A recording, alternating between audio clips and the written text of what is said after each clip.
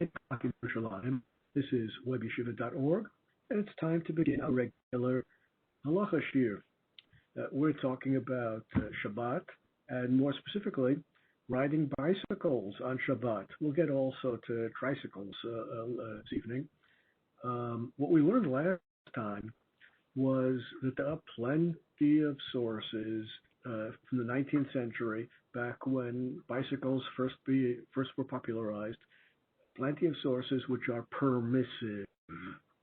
And among the poskim who was on the permissive side was Rav Ovadia Yosef, pointing out that there is no specific prohibition in the Mishnah, the Gemara, the Rambam, the Tosafot. In the traditional sources, we don't have any specific prohibition that covers bicycles on Shabbat, and therefore, ein koach biyadenu, we have no authority, l'gzor gezerot hadashot, to legislate new laws, only the Sanhedrin. Back in the days of the Beis HaMikdash, back in the days of the Temple, the Sanhedrin was a legislative body, but that we don't have anymore. Well, the same Rav Ovadia Yosef also later wrote in the Leviat Chaim, which we just looked at the very end of last week. The same Ovadia Yosef, who was permissive, wrote in the Leviat Chaim, and this we looked at the very end of last week. He writes, L'halacha, bottom line. Halacha, forget for a moment all the theory, just jumping to the bottom line conclusion. Since the majority of contemporary rabbis, 20th century rabbis, unlike the 19th century, since the majority of contemporary rabbis are strict on this matter,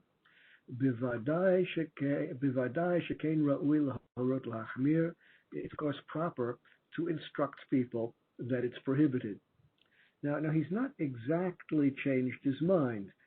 All he says is ra'ui, it is correct, it is proper to tell people to refrain from riding bicycles. That's not exactly the same as saying it's prohibited. He knows how to say things are prohibited when he wants to say that. Hebrew has a very rich semantic field for words meaning prohibited.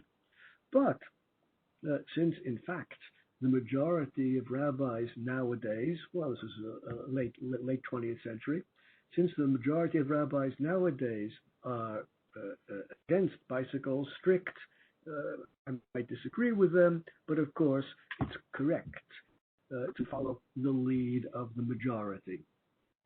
Now, it's worth taking a moment to consider why it's ra'ui, why it's proper and correct to follow the majority. The underlying power of majority is something which has its origins in the Torah itself. The Torah says in Parashat Mishpatim, the Torah says, Achrei Rabim Lahatot, if you have a divided court, some of the judges say guilty, some of the judges say innocent, the Torah itself says you follow the majority. Well, that would seem to be, on the face of it, a Torah command that majority rules. That if the majority of rabbis are strict regarding bicycles, on the face of it, that would seem to end the issue. However, through the generations, rabbinic opinion has always observed that there's a difference between the Sanhedrin, where the rabbis of the Sanhedrin sat together face to face, spoke with each other, argued with each other, each tried to convince the other of the correctness of his position. When they had exhausted all their arguments, they would vote, and majority ruled. That's the law of the Torah. Majority rules, but majority rules according to the Torah only when the rabbis are able to face each other, argue with each other, try to convince each other, and when all arguments are exhausted, then you should vote, and majority rules. But rabbis who live in different centuries in different countries and do not speak with each other, well, because they lived in different places and different times, that's not at all like the Sanhedrin, and therefore there's no particular Torah obligation to follow the majority.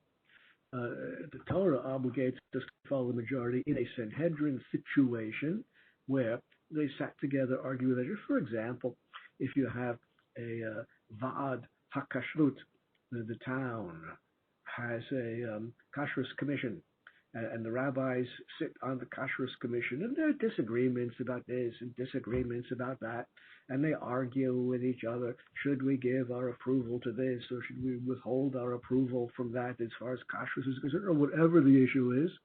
If they argue with each other and have exhausted all their arguments, then, of course, from the Torah point of view, they vote and majority rules.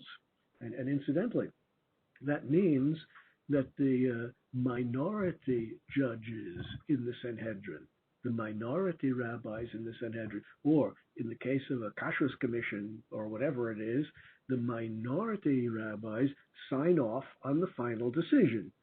They participated in the decision-making process. They disagree with it, and they tried to convince their colleagues to change their mind. They failed, but they participated in the decision-making process, and therefore it's correct for them to sign off on the final decision, even though they argued against it.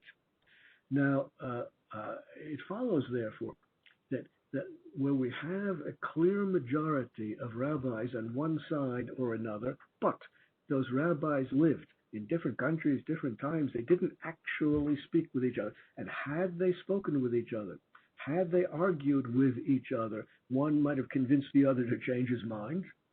Of course that happens, but there was no opportunity for anyone to have his mind changed on this matter because they were not in contact.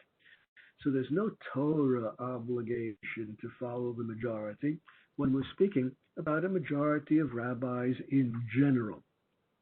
Nonetheless, Rav Kook, the great chief rabbi of Israel, taught us that it is in general, it is wise to follow the majority. Wisdom is in general to be found with the majority, but in general doesn't mean always. And therefore, if you have a powerful reason, if you have a very strong reason to follow the minority, go for it. The minority is not eliminated by a majority view unless they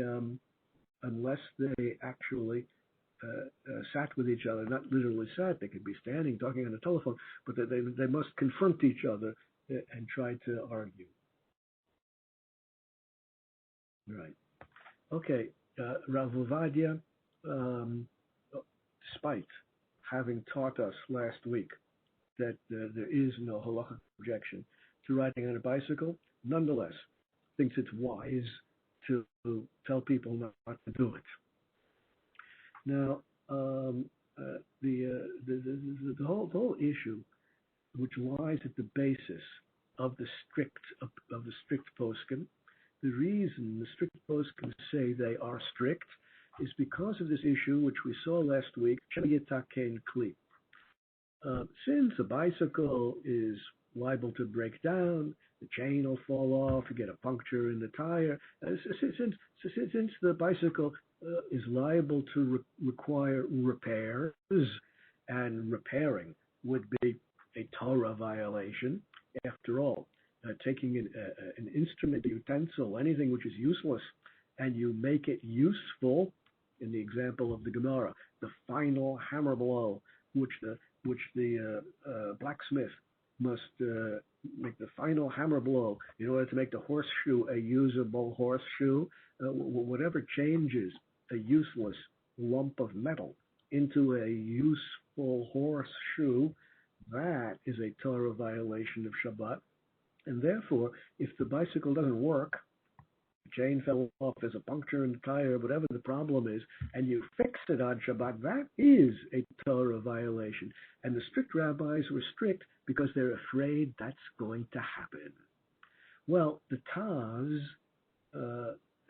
there are two great commentaries, the two standard commentaries on the Shulchan Aruch, on the Taz, printed on the inside margin of every standard edition, and the Magen Avraham on the outside margin of every standard edition. The Taz that we're about to quote from, his name was Rabbi Levi, but everyone calls him the Taz. You say Rabbi Levi, how many? There's a huge number of Rabbi Levis. Everyone calls him the Taz. 17th century Germany. He wrote as follows: Ein token b'shofar on Shabbos. We do not blow the shofar. What this has to do with anything, you'll understand in a minute. On Shabbos, we do not blow the shofar. Everyone knows that. When Rosh Hashanah, when one of the days of Rosh Hashanah falls on Shabbos, there's no blowing of the shofar. Why not? The Gemara says the reason that we don't blow the shofar on Shabbos is Shema. Yitlenu b'yado leilech etzel bakim l'lumod v'yavirenu arba amos b'reshus harabim.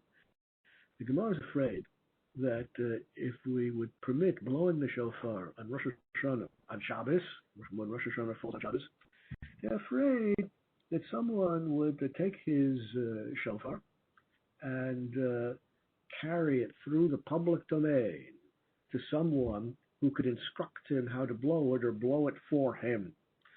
Well, since transporting a shofar through the public domain on Shabbos is a violation of Shabbos, the rabbis were afraid that that's what would happen if people would try to do the mitzvah of blowing the shofar on Shabbos.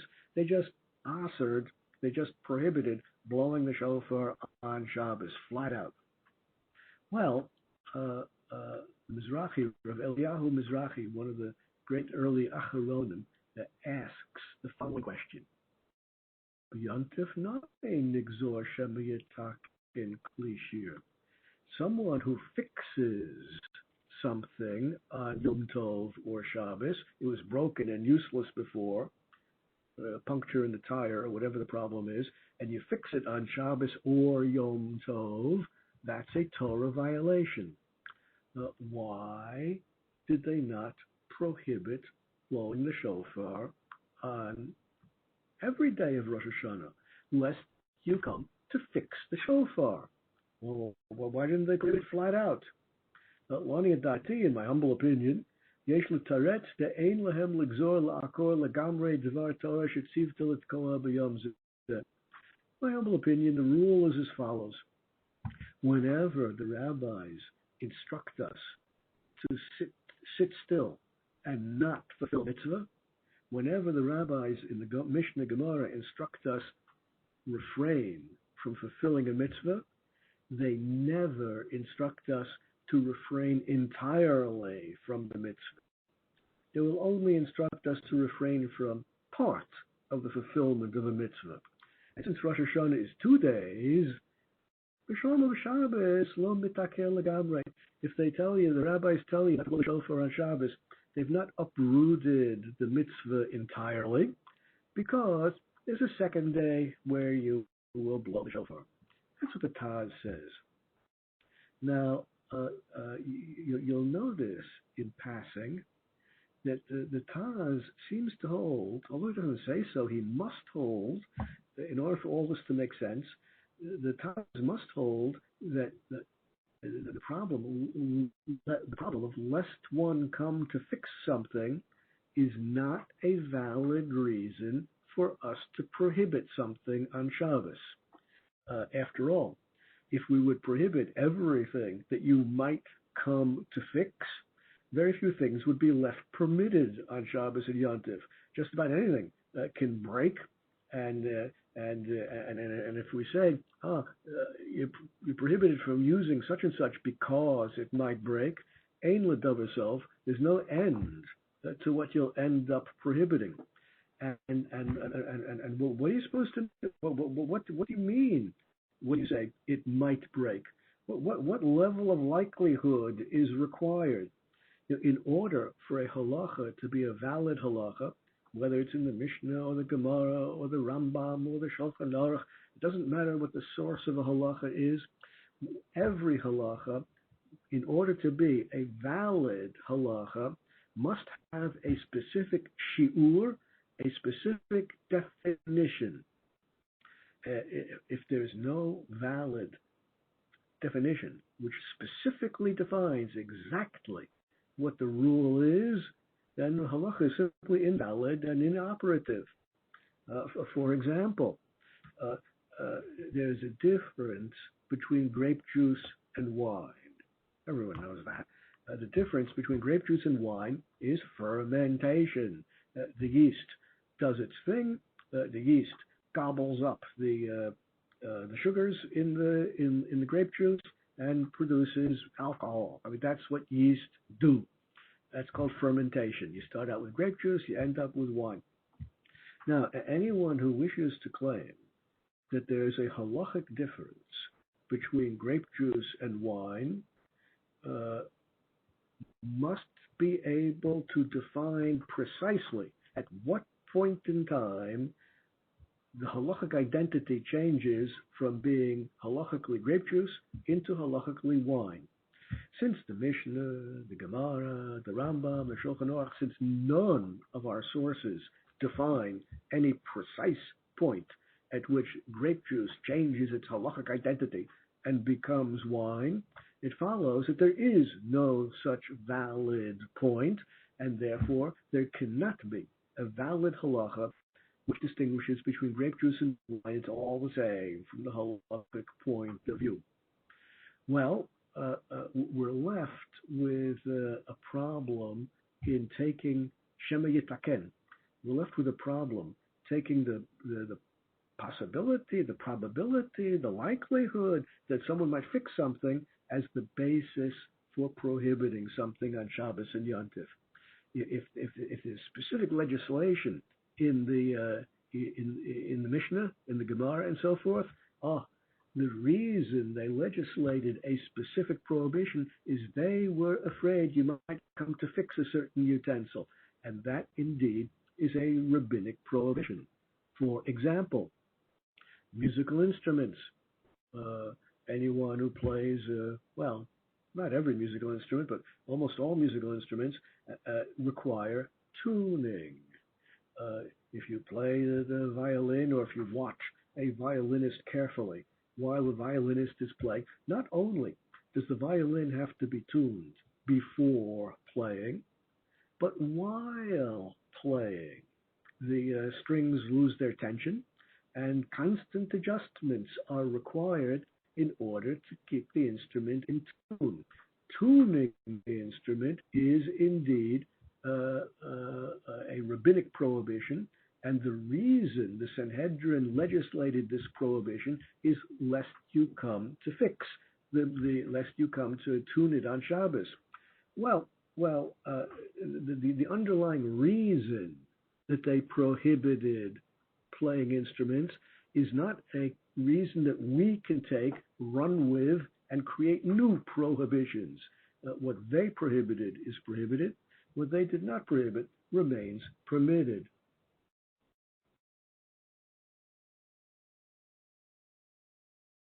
Right. The strict poskim are strict because they are afraid that someone's going to fix the bicycle on Shabbos. Now, the other reason which the strict rabbis give is this reason of uvdin dechol. Riding a bicycle is a weekday activity. And on Shabbos, we shouldn't engage in weekday activities. Shabbos is a holy day devoted to spiritual enterprise, and we should not engage in weekday activities. And riding a bicycle is a weekday activity.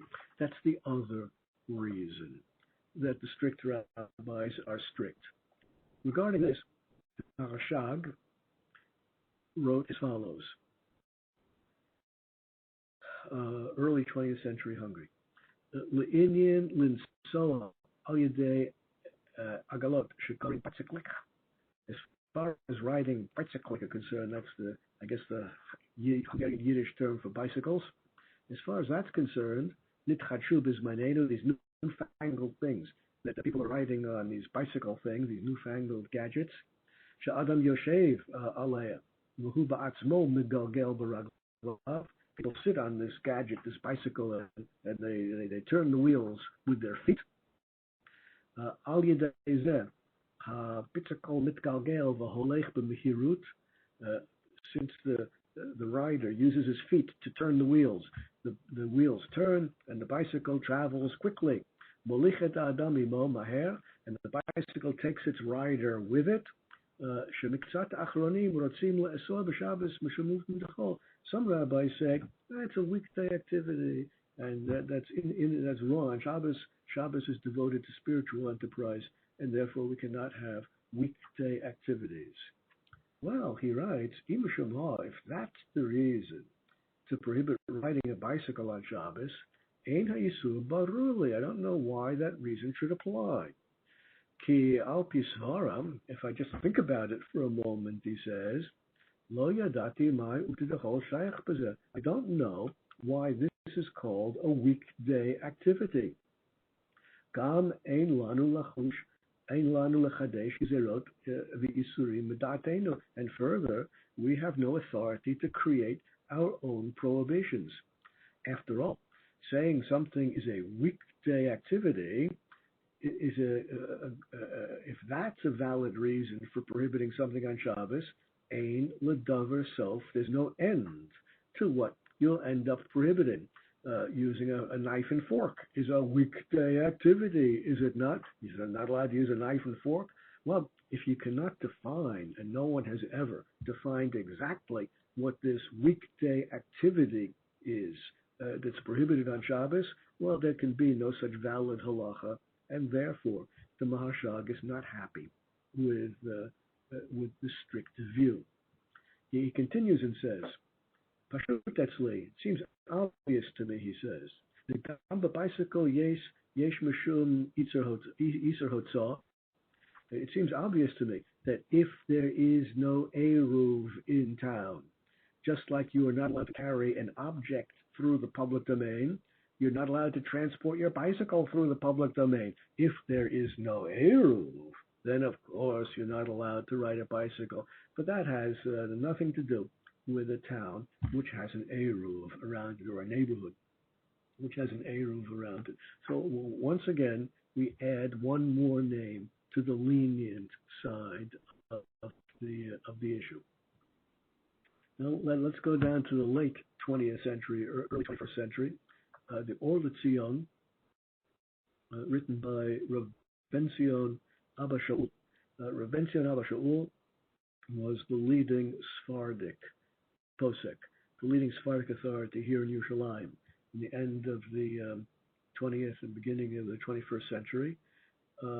He was a Rosh Yeshiva of Porat Yosef. He was many things, but extraordinarily influential. And as I said last week, the issue we are discussing is not an issue which divides along party lines, where Sephardic authorities and Ashkenaz authorities disagree with each other.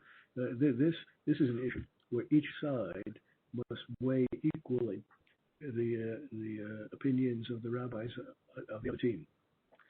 He wrote as follows: Mekadin, as far as the real halacha is concerned, as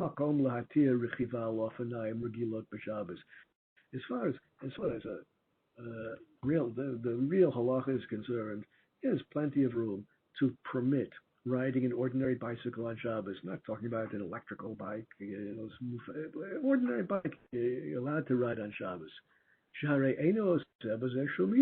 There is no specific prohibition in riding a bicycle.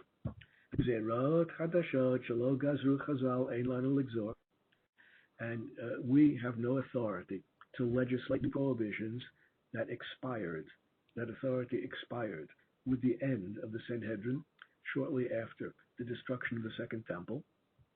Moshe Katav Rosh, and Rosh was the major rabbi who emphasized this point. Ein lechadesh gezerot achar chatimat hashas. If you cannot find a source for a halacha in the Gemara, forget about it. The halacha is baseless and therefore cannot stand. It's not only the Rosh.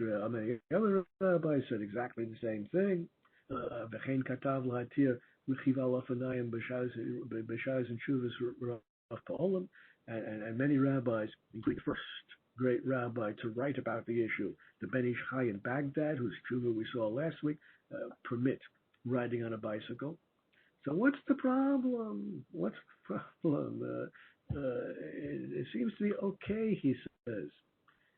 He continues and says, Makom, however, Lamaisa, in practice, up till now I've been speaking about what the real halakha is, but in practice, Ein lirkov al ofanayim b'Shabbos. You really shouldn't do it. Shouldn't do it. Don't ride on a bike on Shabbos, even though I just explained to you that it's permitted. Why not?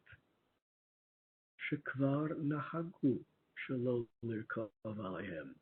Because there is a minhag not to ride on a bike. And since there is a minhag, you shouldn't do it. Now, this is a powerful idea. Let me explain to you basically the difference between minhag and halacha. Here's the first rule.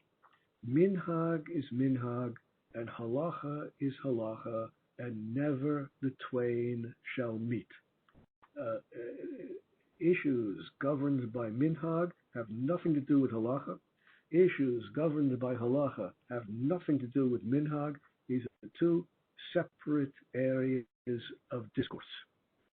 Now, halacha, we understand what halacha is. The halacha is either of Torah origin, things that are Kodesh Baruch Hu, things that God told us to do or not to do, or of rabbinic origin. Those are things that we learn from the Mishnah and Gemara that we have to do or prohibited from doing. That's halacha. Minhag, on the other hand, has to do with people's practice. Now, minhag, people's practice, divides into two categories. We could be talking about a specific individual. I have my own personal, private minhagim, my own personal, private customs. Or we could be talking about minhag hamakom, a community-wide minhag. A community-wide minhag, there are endless examples. Ashkenazim, within Ashkenaz communities, Ashkenazim do not eat rice on Pesach. There's no prohibition to eat rice. Rice is not chametz. The Torah did not prohibit rice on Pesach. Rabbis in the Mishnah and Gemara never prohibited rice on Pesach, but Ashkenazim have a minhag not to eat rice on Pesach. Now the rule of minhag is as follows.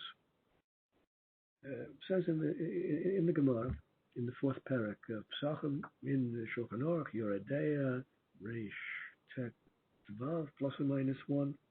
The halacha is, B'makam shenahagu yisur.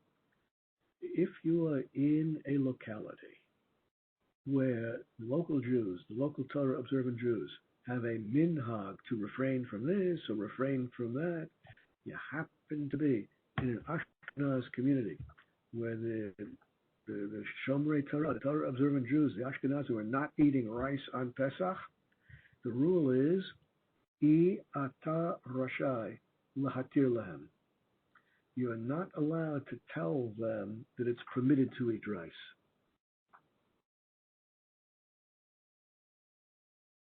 Yeah, sure. Yeah, rollerblades, it's all the same. Rollerblades, skates, same as bicycles.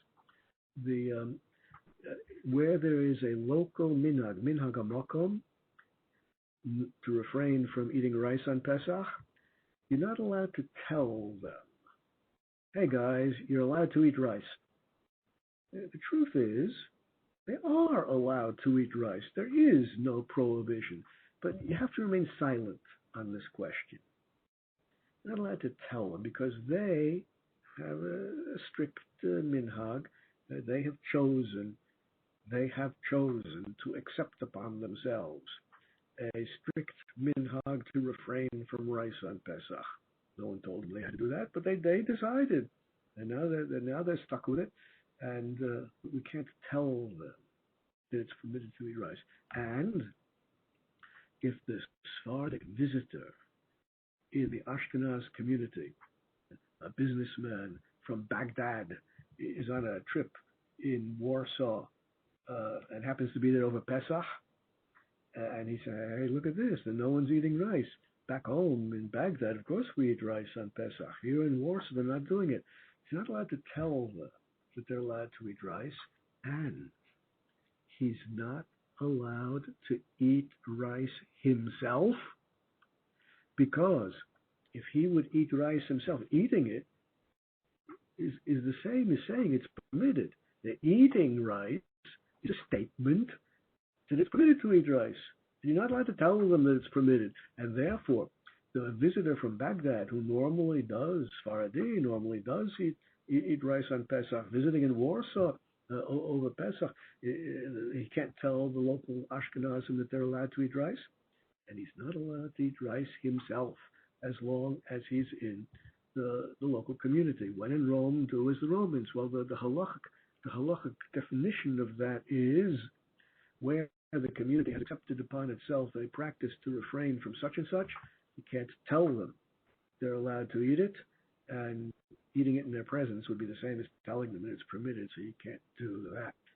Well, this idea that there's a minhag to refrain from riding a bicycle is mentioned in the Kaf HaChaim by Rabbi Sofer, very important sefer, beginning in the 20th century. Minhag shlo lirkov b'hem b'Shabbos lo b'yontiv. Many rabbis speak about a minhag, a local minhag, to refrain from bicycles, and you're not allowed to fly in the face of local minhag, because doing so, violating local minhag, is like saying you're allowed to do such and such, and you're not allowed to tell them that. Lachein, therefore, therefore, riding a bicycle, as permitted as it is, in our Torah observant community, he lived in Yerushalayim. I don't know if this is true in every Torah observant community all over the world, but surely in Yerushalayim, the people have a minhag not to ride bicycles on Shabbos. In fact, they don't. Ein ata rashai l'hatiram b'fneihem. You're not allowed to tell them that it's permitted, and therefore you're not allowed to ride bicycles on Shabbos in Yerushalayim, because that's like saying it's permitted, and you're not allowed to say that. L'kol makom, however, yesh latir l'kol v'plat ofen. Tricycles, on the other hand, that's okay. Kivan shebehem lo nahagu isur, because there is no minhag to refrain from riding tricycles on Shabbos. And how do you know what is the minhag and what isn't the minhag? Go out and look.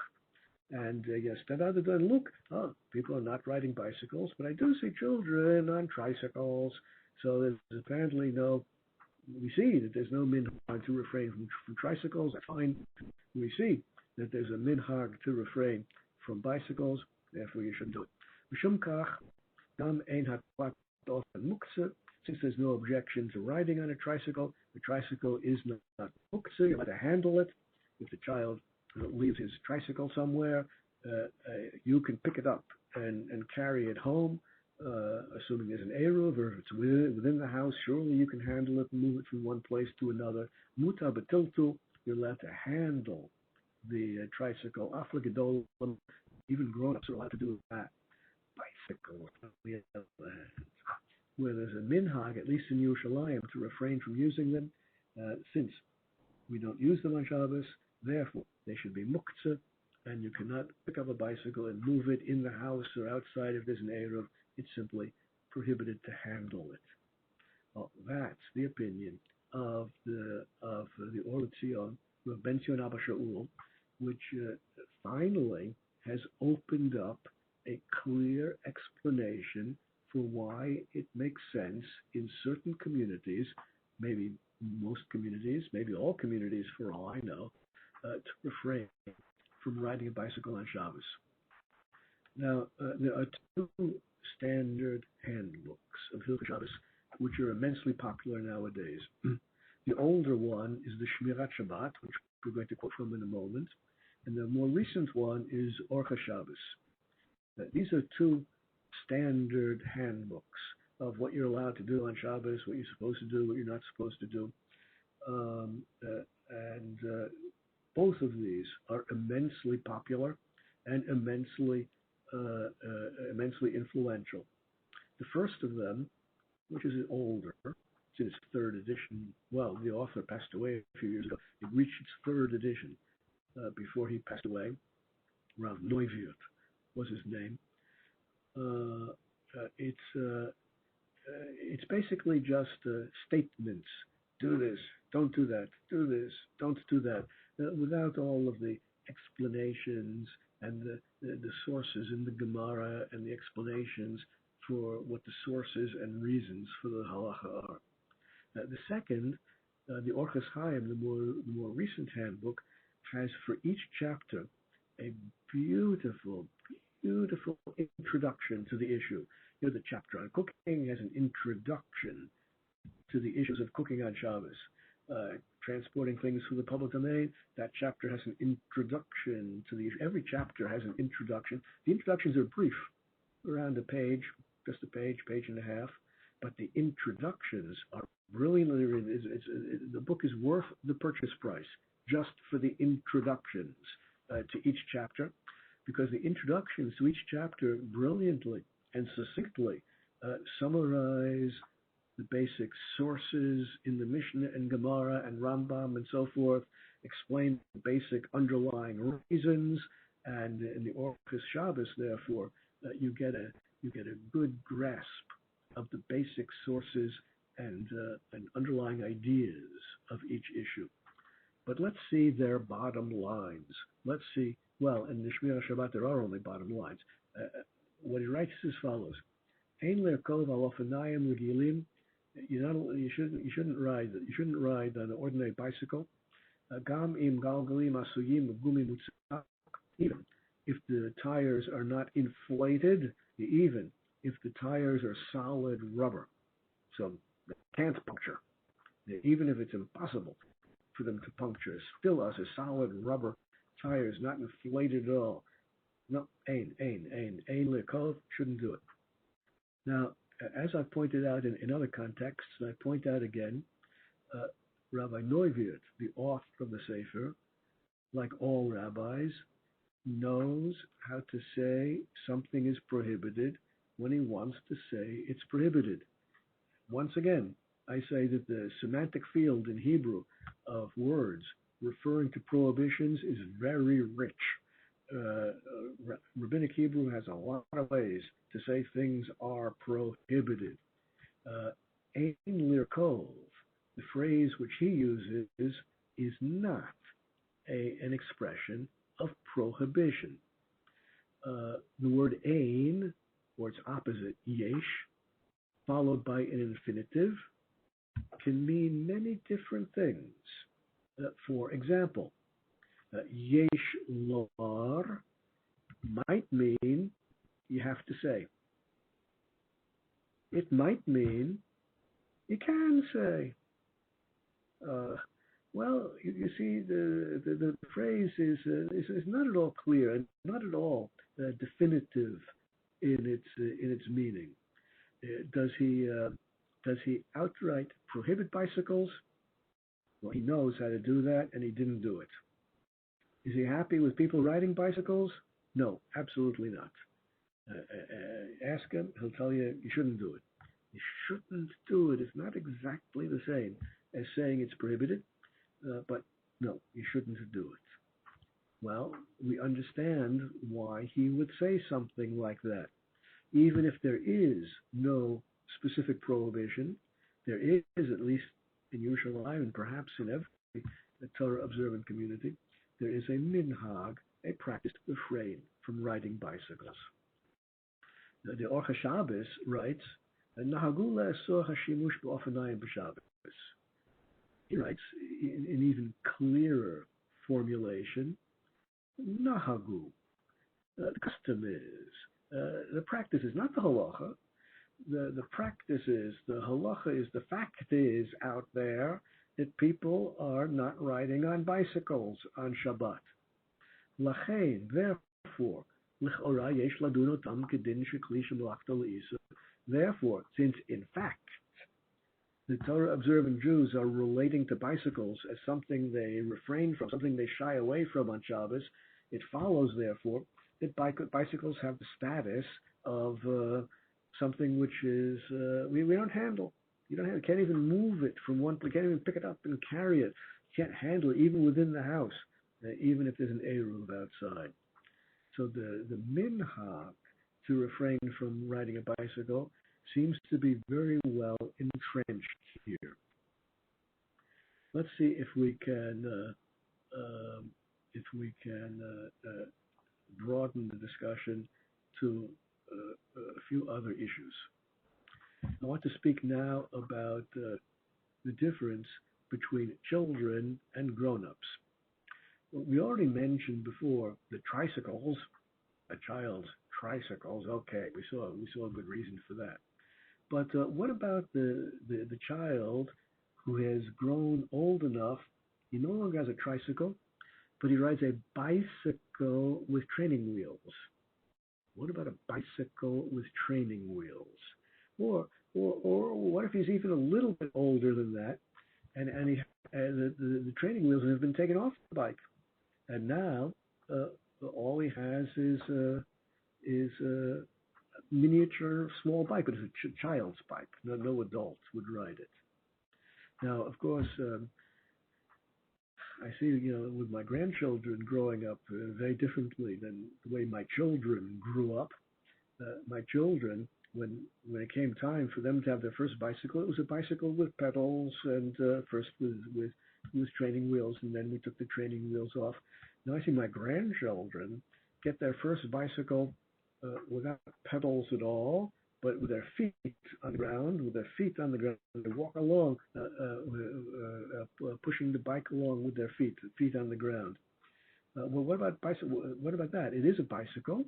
The tires are inflatable, but it's only for a child to use. What about that? Can we make a distinction between children's bicycles, tricycles of any sort, and the relationship between these items and grown-ups?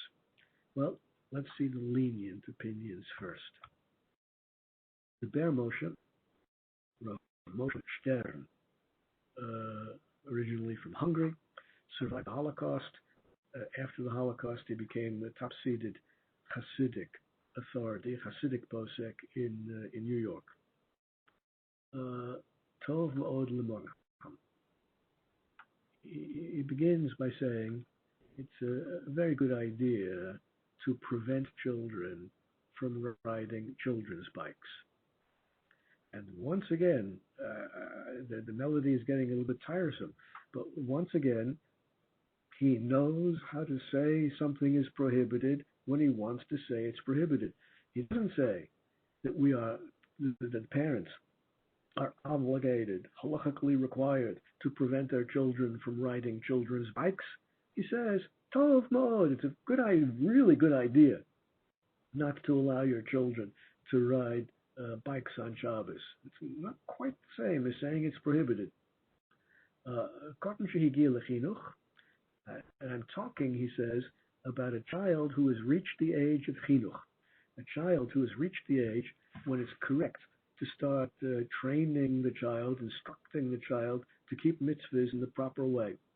A small child, very small child, an infant, obviously, is not going to be taught how to keep mitzvahs, or just not appropriate. But at a certain age, when you get to a certain level of maturity, it's all of a sudden time for the parents to teach their children, to train their children, to accustom their children to doing the mitzvahs in the correct way, Shabbos and every other mitzvah. At what age has the child reached a sufficient level of maturity that the parent's obligation to train the child, accustom the child to keeping mitzvahs clicks into place? Well, there must be a precise cutoff point when the child has reached the age of chinuch, when the child has reached the age when he should be accustomed, or she should be accustomed or trained to fulfilling the mitzvahs, if there's not a precise point which distinguishes between a small child and a child old enough to be accustomed to doing mitzvahs, then there can be no such valid halacha, but there is. As the Mishnah Brura and the other posts can point out, the definition of sufficient maturity in a child to demand that the parents begin training the child in doing mitzvahs is when the child reaches that stage of maturity that if you tell the child no, the child won't do it. If the child will obey the parents when the parents say no, that child is old enough to be trained to do mitzvahs. Now, I don't know exactly what's going on with my grandchildren, but I know with my own children, I don't think they ever reached that stage, and they have children of their own now. But every case is different, and every case will have to be judged on its own merit. But that is the definition of sufficient maturity for when the child should be trained and accustomed to do mitzvahs.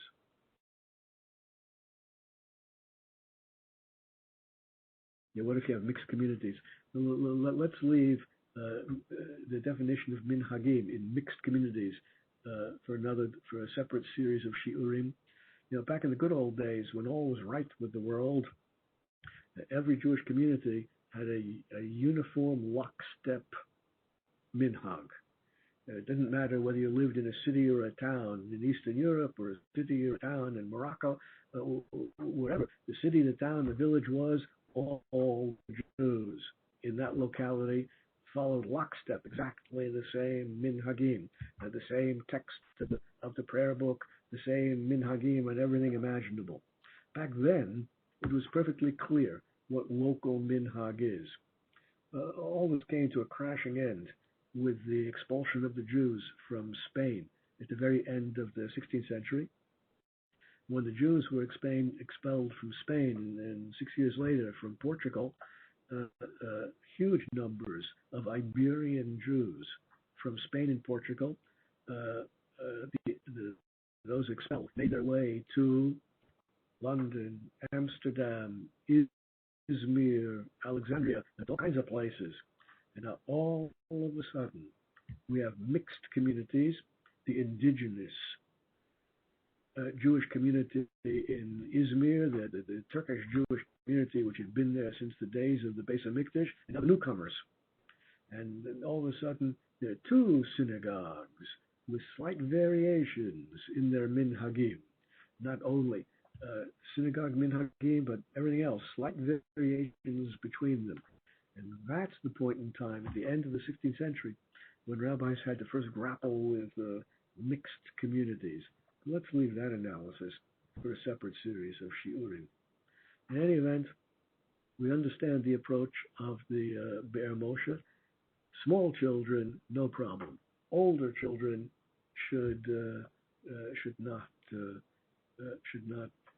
tov. It's good to prevent older children from riding bikes. Not halakhically required, but good for them to refrain. Cotton, a child who's still small and doesn't understand when the parents say no,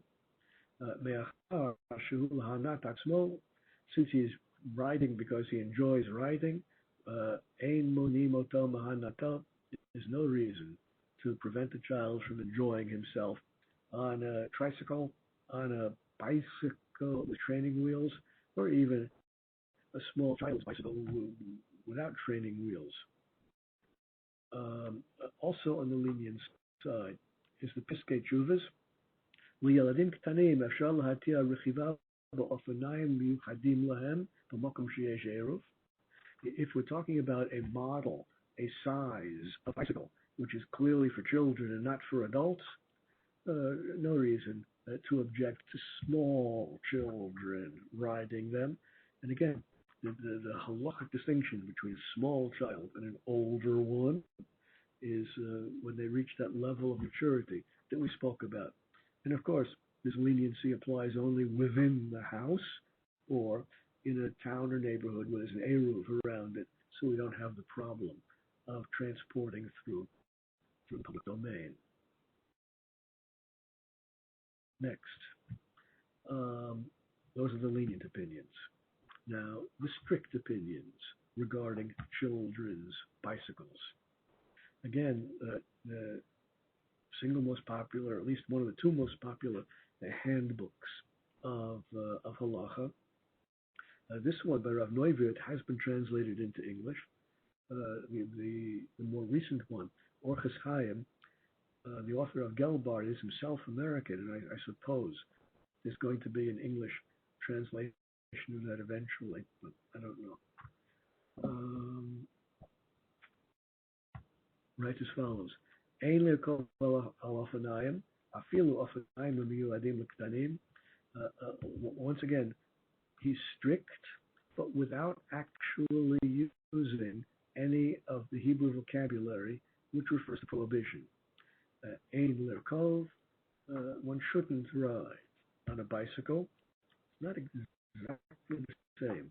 It's saying it's prohibited. A child shouldn't ride on a bicycle. Not exactly the same as saying prohibited. Now, specifically regarding training wheels, the Ber Moshe, who was the first of our lenient rabbis, says, Yesh lahakel yoter l'gabe tinok shehigia lechinuch, even if the child is old enough to respond to the parents' no, and therefore has reached the age when the child should be accustomed to keep Shabbos in the correct way, even then, a bicycle with training wheels is okay, because a bicycle with training wheels is clearly a child's device, and adults would not ride such a thing. Therefore, he holds that is okay. And of course, he's speaking about a place where there is an eruv.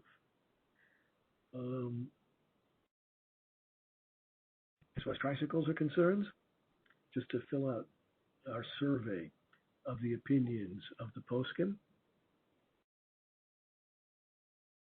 the Or L'Tzion, Ben Zion Abba Shaul, who we introduced before, mutar l'yeladim l'erkov atlat ofen b'Shabbos. Permitted. Well, of course we know it's permitted according to him. He taught us that even adults are allowed to ride on bicycles. Oh, you shouldn't do it because there's a minhag not to do it, but that's minhag and not halacha. As far as halacha is concerned, it's permitted. Adults riding bicycles is a minhag to refrain. Does that minhag apply to tlatofan, to tricycles? No.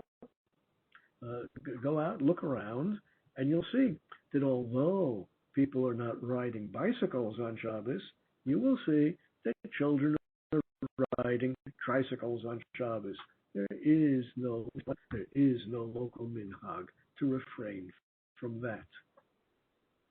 The handbook, Shmirat Shabbat Kilchata, says as follows: Tlat ofan shetzmigei galgalav asuyim megumi mutzak. A bicycle where the tires are not inflated, but are instead made from solid rubber, which I think is most models. Ein lemnoa miyeled lirkov alav. That's okay. B'makom shenahagu yisur. Ein lakel, unless you're in a community where the minhag is to refrain. If you go out and look around and it's not clear what the minhag is, no reason to be strict. Where it is clear that there's a local minhag to prevent children from riding even tricycles, well, if that's the local minhag, that's the local minhag. Otherwise, no problem. Rav Ovad Yosef, in the Yalkut Yosef, he didn't actually write this book. His children wrote it. But this book reports the opinions of the great Rav Ovad Yosef, the chief rabbi. It says like this: Ofanayim ktanot, tlat ofan, hamiyadot l'mishchak yeladim, a small model bicycle or a tricycle, which is clearly intended only for children too small for a grown-up. Mutar la'aniach li'eladim sheyisachaku b'hem Shabbos. That's okay. It's okay for children to ride on children's models of bicycles. Ba'ofen she'ein sham bataria, as long as there's nothing electrical about it, nothing about an electric bike. That's a separate issue of electricity. But as long as it's just a regular old-fashioned bike, that's okay. Lo midlaket menorah, as long as riding the bike is not going to light up the headlight.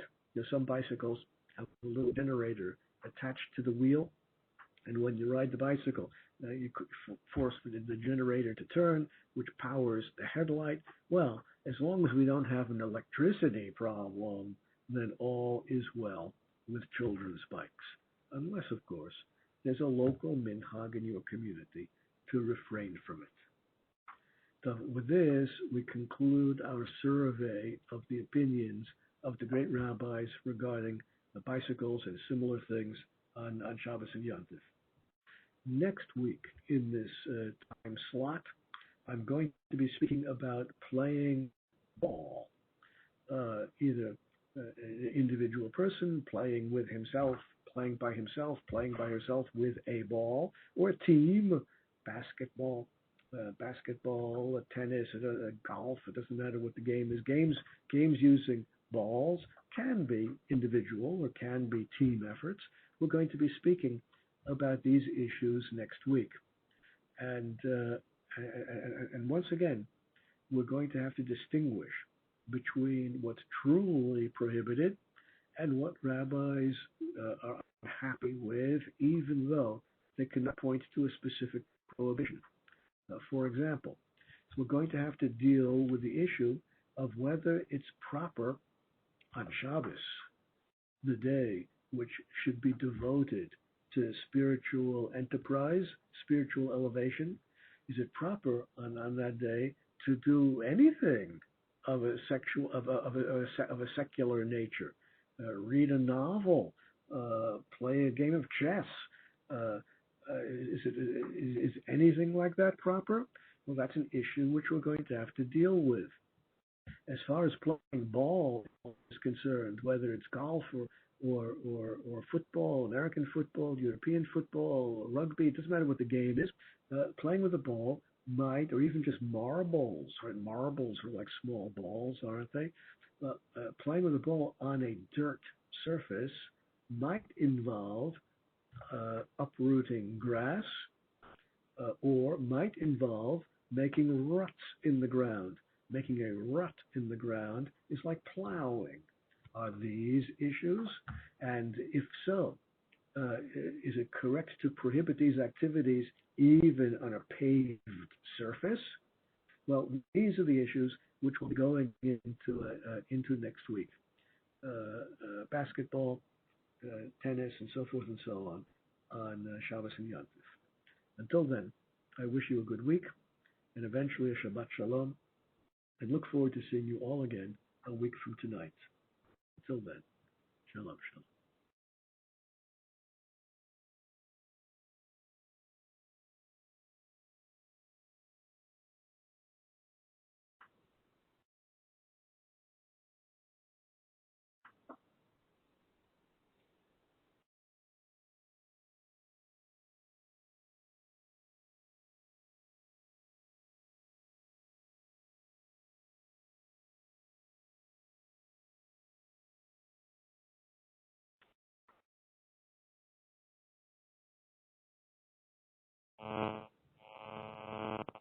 Shalom.